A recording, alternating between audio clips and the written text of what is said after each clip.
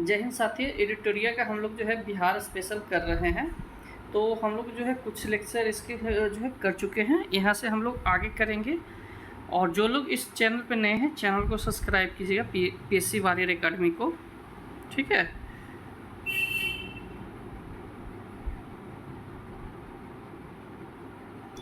चलिए, बिहार स्पेशल में जो है 12 अगस्त 1942 को क्या हुआ था कि पटना में सचिवालय पर क्या हुआ था, गोलीकांड हुआ था। ओके। गोलीकांड के विरुद्ध में जो है पटना में पूर्ण हड़ताल हुआ। भारत छोड़ो आंदोलन के दौरान नेपाल में जो आज़ाद हिंद दस्ता, ये याद रखिएगा, आज़ाद हिंद दस्ता का जो है कहाँ पर हुआ था, तो नेपाल में गठन किया गया था। इस गठन के विरुद्ध जो है तोड़फोड़ कार्रवाई और संचार साधनों को नष्ट किया गया। इसके बाद जो है आज़ाद दस्ता के संस्थापक जयप्रकाश नारायण, याद रखिएगा, आज़ाद दस्ता नेपाल जयप्रकाश नारायण। और उन्होंने जो है अपनी गिरफ्तारी जो है हजारीबाग जेल में रखा गया था। गिरफ्तार होने के बाद 9 नवंबर 1942 को जो है दीपावली के रात को वो वहाँ से भाग गया। उनके साथ जो है 5 और उनके दोस्त भागे, ये याद रखिएगा। यहाँ से क्वेश्चन आते हैं कि हजारीबाग जेल से जयप्रकाश नारायण के साथ साथ और कौन कौन से भागे थे, तो रामनंदन मिश्रा, सूरज नारायण सिंह, योगेंद्र शुक्ला, गुलाबी सोनार और शालिग्राम सिंह। ठीक है। नेपाल में जो है आज़ाद दस्ता का प्रशिक्षण शिविर राजविलास जंगल में गठित किया था। ठीक है। इसमें जो है बिहार के युवा को छापामार युद्ध, अग्नि अस्त्र, मतलब जो बम वगैरह होता है उसी को कहा जाता है अग्नि अस्त्र, जो हाथ से बनाया हुआ रहता है ना, का शिक्षण दिया गया। इसके निर्देशक सरदार जो है नित्यानंद सिंह थे। आज़ाद दस्ता में जो है जयप्रकाश नारायण, राम मनोहर लोहिया, अरुणा आसिफ अली, उसके बाद सूरज नारायण, योगेंद्र शुक्ला, रामनंदन मिश्रा, अच्युत पटवर्धन आदि समाजवादी नेता शामिल थे। इसके बाद जो है आज़ाद दस्ता के रेडियो प्रचार का दायित्व राम मनोहर लोहिया का था। ओके। 1943 में जो है के मध्य तक सभी जो है प्रमुख नेता गिरफ्तार कर लिए गए। अंत में आज़ाद दस्ता शिथिल पड़ गया। भारत छोड़ो आंदोलन के दौरान बिहार के छात्रों ने जो है ट्रेन पर कब्जा किया और स्वराज ट्रेन नाम से चलाया। तो स्वराज ट्रेन, इसी को अब संपूर्ण क्रांति कहा जाता है, ट्रेन का नाम है। ठीक है। पटना से चलती है, उसी के स्वरूप पर चलाया गया। ओके। सिवान में जो है थाने पर झंडा जो है राष्ट्रीय झंडा फहराने की कोशिश में फूलेना प्रसाद श्रीवास्तव को पुलिस ने गोली मार दिया था। ठीक है। इसके बाद जो है भारत छोड़ो आंदोलन में जो है बिहार का मुख्य केंद्र गांधी मैदान था और 1942 ईस्वी में इसका नाम पटना लॉन्ज रखा गया। लॉन्ज, तो गांधी मैदान का पहले नाम क्या था, पटना लॉन्ज था। बाद में इसे आज़ादी के समय गांधी मैदान कर दिया गया था 1948 में। 42 में उसको स्थापना हुई थी और 48 में उसका गांधी मैदान कर दिया गया। भारत छोड़ो आंदोलन में जो है बिहार में 15,000 से अधिक व्यक्तियों को बंद किया गया था, बंदी बनाया गया था। 8,000 मतलब 8783 को सजा दिए गए, 34 शहीद हुए और 362 घायल हुए। पृथक बिहार के गठन का श्रेय सच्चिदानंद सिंह को जाता है। उन्होंने जो है महेश नारायण, श्री कृष्ण नारायण और नंद किशोर लाल के साथ मिलकर 1894 ईस्वी में जो है पटना में बिहार टाइम्स और या बिहार समाचार पत्र निकालना प्रारंभ किया। ओके। इसके बाद जो है बिहार टाइम्स का मुख्य संपादक महेश नारायण सिंह थे। और टाइम्स ऑफ इंडिया का आप बताइएगा कि कौन थे। ओके।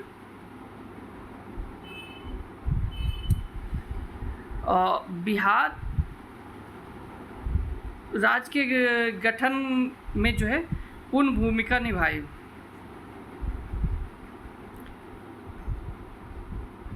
1908 ईस्वी में जो है बिहार प्रदेश कांग्रेस कमेटी का गठन हुआ। बिहार प्रदेश कांग्रेस कमेटी का प्रथम अध्यक्ष हसन इमाम थे। बिहार प्रादेशिक सम्मेलन का प्रथम अधिवेशन 1908 में हुआ। ओके, इसमें जो है पृथक बिहार के निर्माण की मांग को सर्वसम्मति से जो है पारित किया। इसका पूरा अधिवेशन जो है 1909 में भागलपुर में हुआ। इनमें जो है पूर्ण पृथक बिहार की मांग दोहराई गई। ओके, 1911 में जो है केंद्रीय विधान परिषद में जो है सच्चिदानंद सिंह और मोहम्मद अली जिन्ना ने जो है बिहार बंगाल के विभाजन का प्रस्ताव रखा। ओके, 12 दिसंबर 1911 को दिल्ली में आयोजित शाही दरबार में जो है बिहार उड़ीसा के क्षेत्रों को बंगाल से पृथक कर नए बिहार का गठन का घोषणा की गई। आधुनिक बिहार से जुड़ी अन्य तथ्य, ठीक है।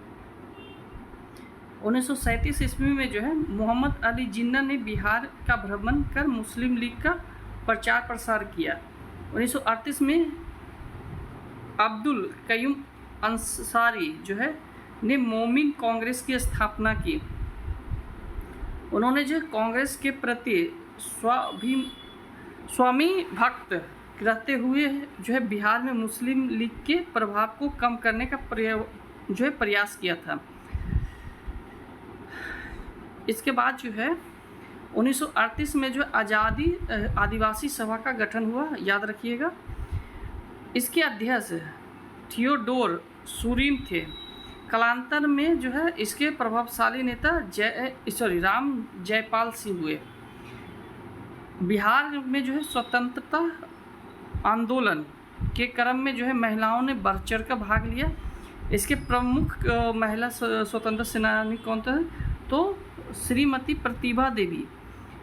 प्रभावती, श्रीमती सैलबाला राय, ठीक है, हसन इमाम, श्रीमती हसन इमाम, श्रीमती जो है सरस्वती देवी, श्रीमती साधना देवी, श्रीमती जो है विंध्यवासिनी देवी, श्रीमती कुसुम देवी कुमारी, श्रीमती जो है राजवंशी देवी, श्रीमती भगवती देवी।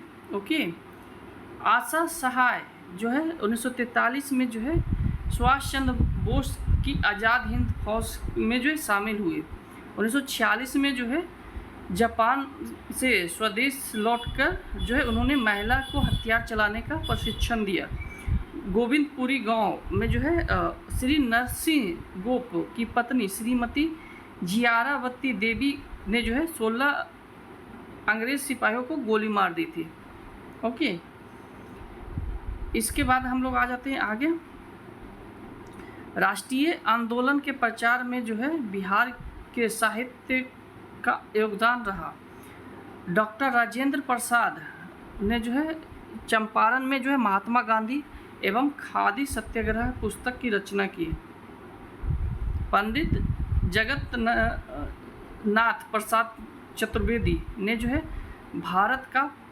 भारत की वर्तमान दशा और स्वदेशी आंदोलन का पुस्तक की रचना की। ठीक है, तो भारत की वर्तमान दशा और स्वदेशी आंदोलन पुस्तक की रचना किसने की थी? जगन्नाथ प्रसाद चतुर्वेदी। राजा साहब ने जो है गांधी टोपी की रचना की। तो राजा साहब ने किसकी रचना की थी? गांधी टोपी की। 1906 में जो है श्री कृष्ण सिंह और श्री तेजेश्वर प्रसाद ने जो है बिहार स्टूडेंट कॉन्फ्रेंस की स्थापना की। राजेंद्र प्रसाद ने जो है छात्रों के साथ मिलकर कलकत्ता में जो सर्वेंट ऑफ इंडिया सोसाइटी की स्थापना की। इसके बाद जो है 1916 ईस्वी में जो है तत्कालिक शिक्षा सदस्य सर शंकर नायर ने जो है केंद्रीय विधान परिषद में जो है पटना विश्वविद्यालय का विधेयक जो है प्रस्तुत किया केंद्रीय विश्वविद्यालय में। ठीक है, ये कुछ घटनाएं हैं, याद कर लीजिएगा। ओके,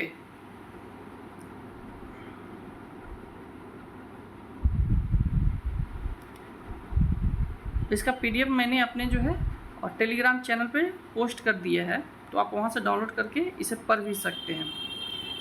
ओके, वीडियो पॉज करके इसे पढ़ लीजिए। ये कुछ घटनाएं आपके लिए काफ़ी इम्पोर्टेंट है। ओके, चलिए यहाँ से हम लोग जो है नए चैप्टर की ओर आएंगे, बिहार का भूगोल। ठीक है, क्योंकि हमें जो है इसे जल्दी ख़त्म करना है। आपको ये जो है 1 सितंबर तक आपको जो है ख़त्म कर दूंगा। ठीक है, बिहार का भौगोलिक रूप जो है एक मैदानी राज्य है, या गंगा के मैदानी क्षेत्र में बसा हुआ एक समृद्ध क्षेत्र है। यह नेपाल के तराई से विंध्याचल एवं धारवाड़ के चट्टान तक विस्तृत है। इसके बाद जो है आपका बिहार जो है भारत का पूर्व में स्थित है, जो एक भौगोलिक रूप से 3 भागों में विभाजित है। ओके, चलिए ये देखिए बिहार का भौगोलिक विभाजन। पर्वतीय तराई क्षेत्र, ठीक है, तो सोमेश्वर श्रेणी, रामनगर, दून और दून घाटी। इसके बाद मैदानी क्षेत्र में आ जाते हैं, तो उत्तरी गंगा का मैदान, दक्षिणी गंगा का मैदान। गंगा चूँकि बीच से काटती है, आगे मैं बताऊंगा। धारवाड़ की पठार में धारवाड़ की चट्टान और विंध्य की चट्टान। चलिए आते हैं, ये आपका बिहार का मैप है। ओके, सोमेश्वर श्रेणी ऊपर में आता है आपको, ये पश्चिमी चंपारण। उसके जस्ट नीचे आता है दून घाटी, यहाँ दून घाटी आप देख रहे हैं, दून घाटी। उसके बीच में आपको आता है रामनगर, दून। ओके, इसके बाद यहीं से गंडक आती है और आपको ये पटना के पास मिलती है। सोन भी आती है जो आपको पटना के पास मिलती है, और यही सोन गंडक के मुहाने पर बसा हुआ पटना शहर है। एक आपका बिहटा में मिलता है और एक आपको जो है पटना में मिलता है, लेकिन दोनों पटना में ही मिलता है। इसके बाद यहाँ से आके एक पुनपुन मिलती है, जो कि आपको मिलती है फतुहा में। ठीक है, ये घाघर नदी भी जो है आपको आके मिलता है यहाँ पे आरा के पास। ओके, और बीच से ये जो है आपका गंगा है। ठीक है, इसके बाद यहीं से आपको बॉर्डर बनाते हुए मिलता है कौन, आपका कर्मनाशा नदी। इसके बाद ये ऊपर वाले, ये तो आपका ये नदियों का हो गया, मैं नदी आगे पढ़ाऊँगा। ठीक है, अभी मैं इसके मैप का कुछ और बता रहा हूँ। ओके, ये आपका ऊपर वाले भाग को उत्तरी बिहार का मैदान कहता है, जिसमें गंडक, कोसी, दोआब कहा जाता है। ये कोसिक और गंडक, ठीक है, कोसी महानंदा दोआब, कोसी और महानंदा के बीच में कोसी महानंदा दोआब, और घाघरा गंडक दोआब, कहाँ, घाघरा और गंडक के बीच में।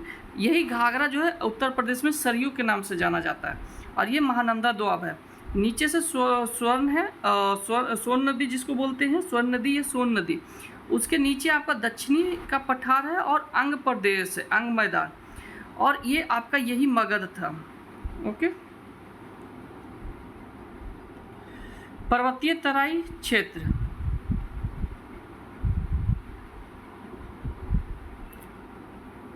बिहार के उत्तर पश्चिम भाग में जो है हिमालय पर्वत का शिवालिक श्रेणी का भाग स्थित है। ओके, इसका कुल भाग जो है 932 किलोमीटर है।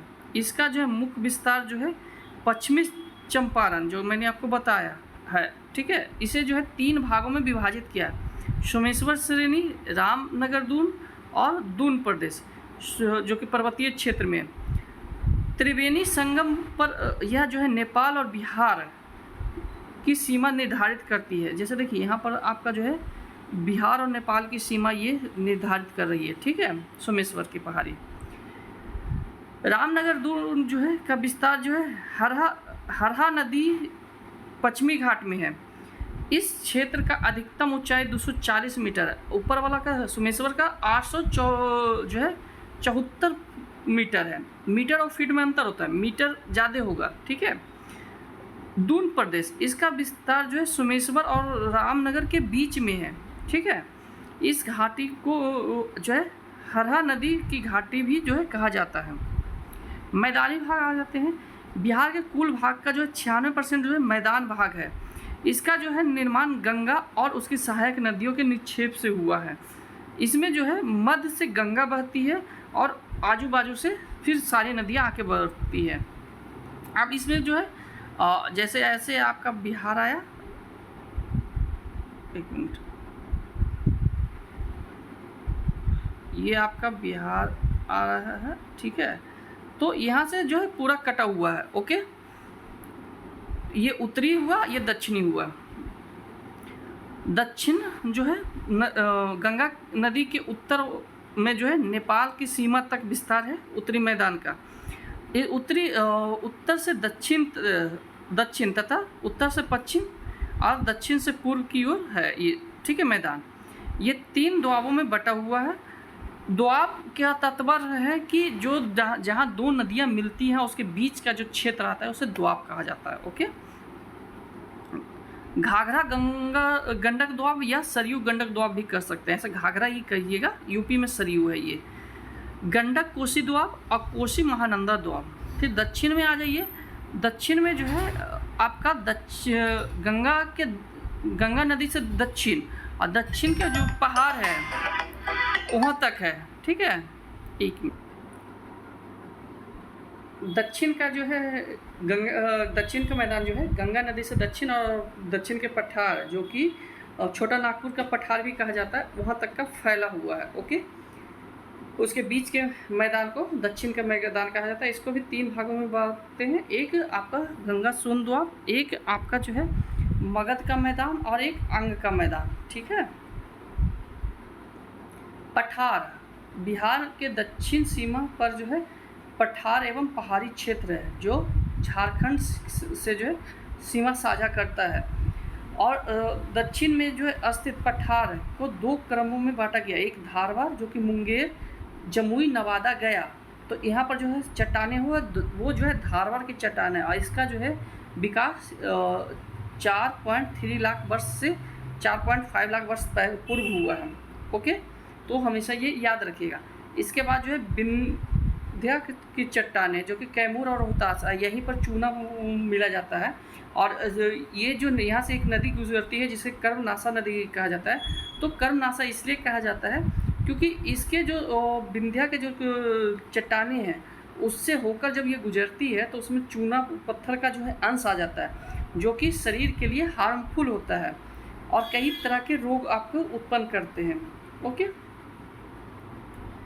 बिहार के जो है उत्तरी गंगा के जो है उत्तरी गंगा के मैदान में जो है प्राकृतिक रूप से जो है जलमग्न निम्न भूमि है, ठीक है। बिहार के उत्तरी गंगा का मैदान जो है वो जलमग्न रहता है और नींद रहता है, इसे चौर या मन कहा जाता है, ठीक है।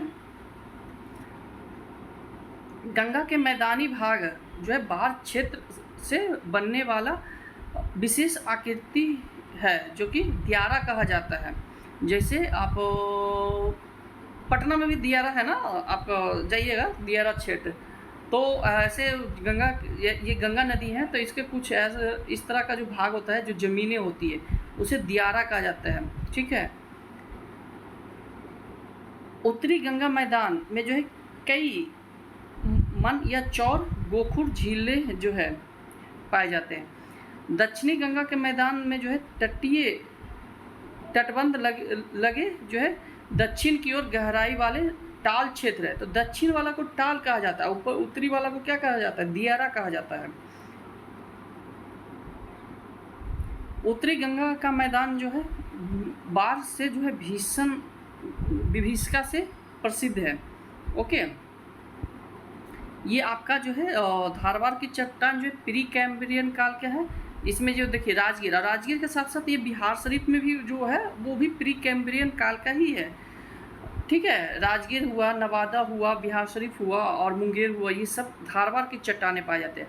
यह बिहार में जो है सबसे प्राचीन क्षेत्र है और यही धारवाड़ की चट्टानें आपको कर्नाटका में पाए जाते हैं, कर्नाटका के कुछ क्षेत्रों में। तो वहाँ से जो है कोयला वगैरह इसमें और खनिज संपदा ज़्यादा रहती है, ठीक है। विंध्या का जो है ये भी प्री कैम्ब्रियन, ये जो है आपको कैमूर और रोहतास या दूसरी प्राचीन जो है क्षेत्र है। यहाँ सीमेंट उत्पादन का कई जो है चूना पत्थर है जिसके कारण से होता है।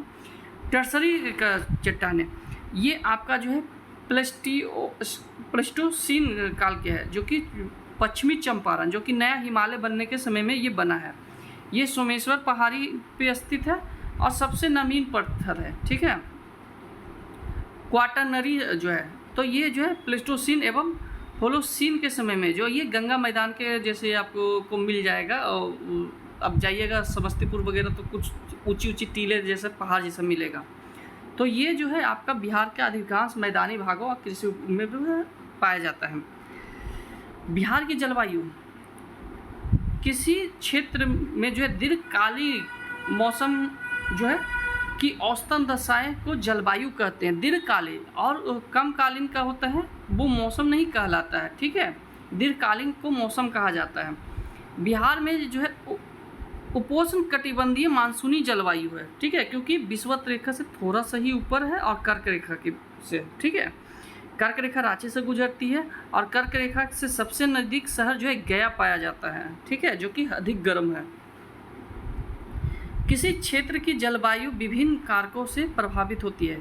बिहार के में जो है जलवायु को प्रभावित जो है या निर्धारित करने वाले प्रमुख कारण क्या क्या हैं?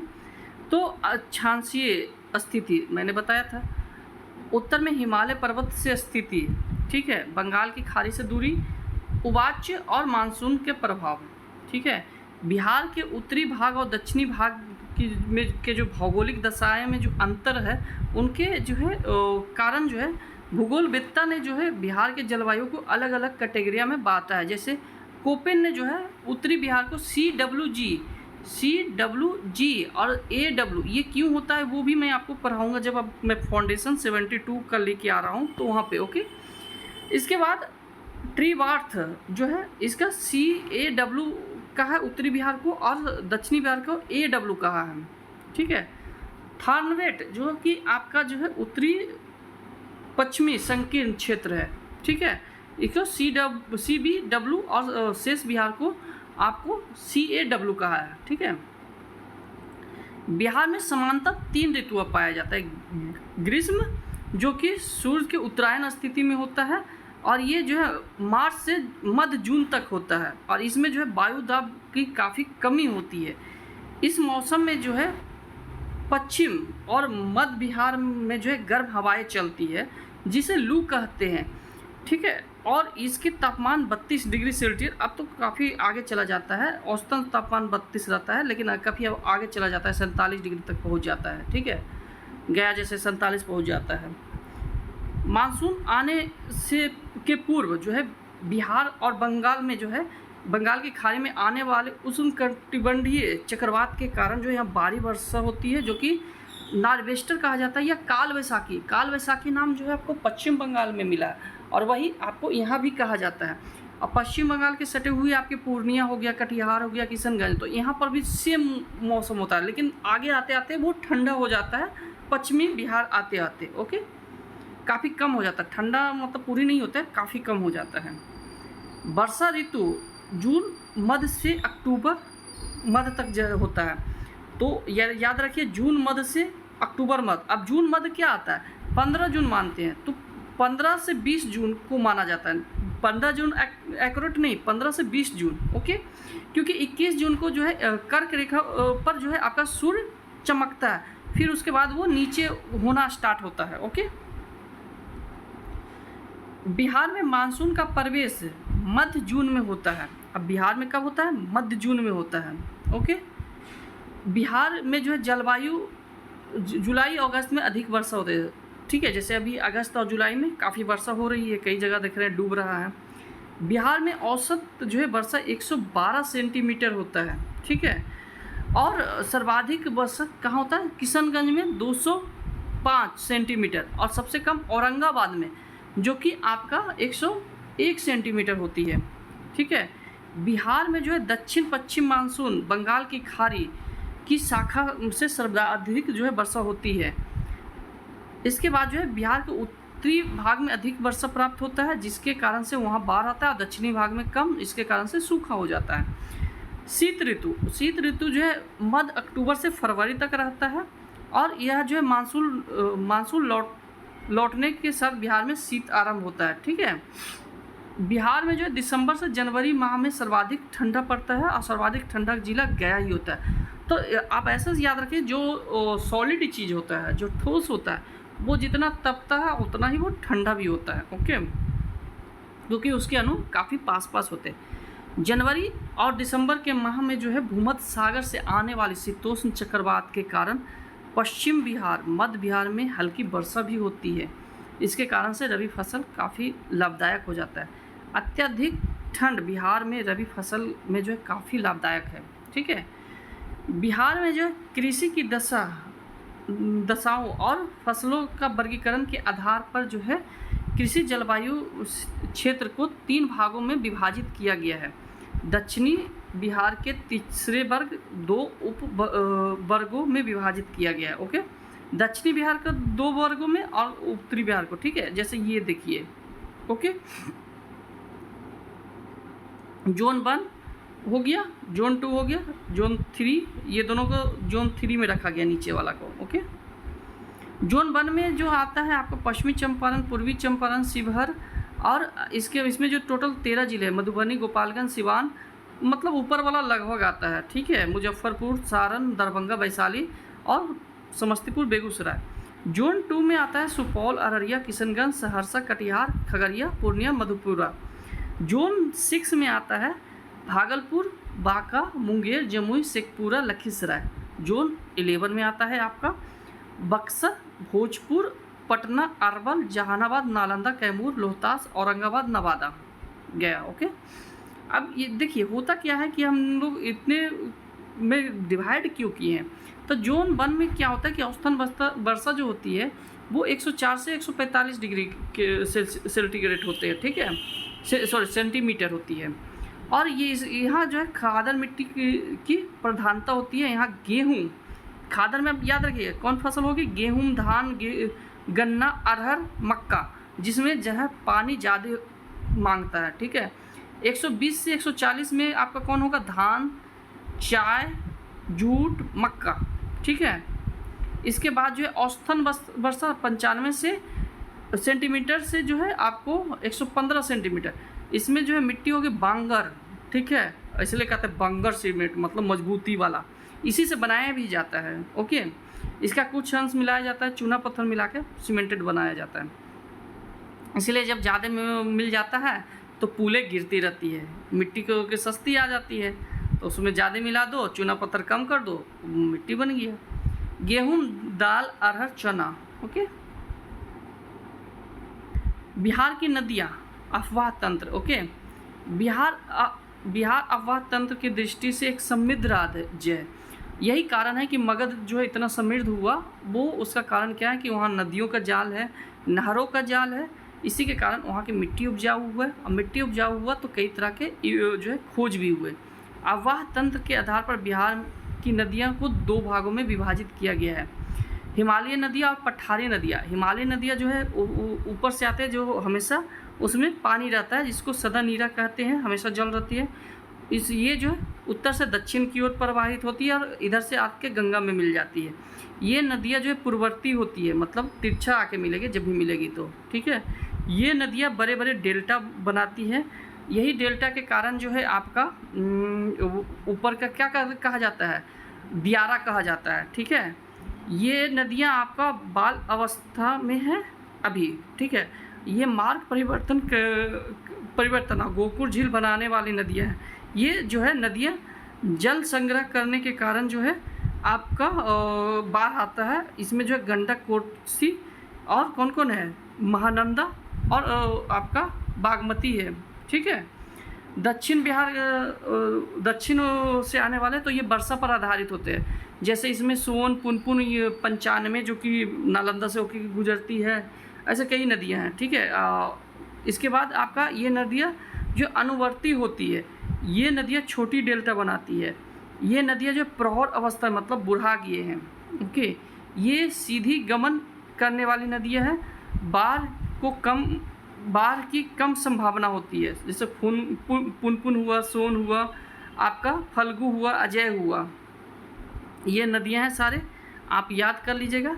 और आज के लिए अभी इतना रखते हैं, और इसके जस्ट एक बाद और जो है वीडियो आपको डेली आएगा, तो आप डेली इसे देखिए। तो कल हम लोग नए वीडियो के साथ आते हैं। जो लोग नए हैं, नए चैनल को सब्सक्राइब कीजिए। धन्यवाद।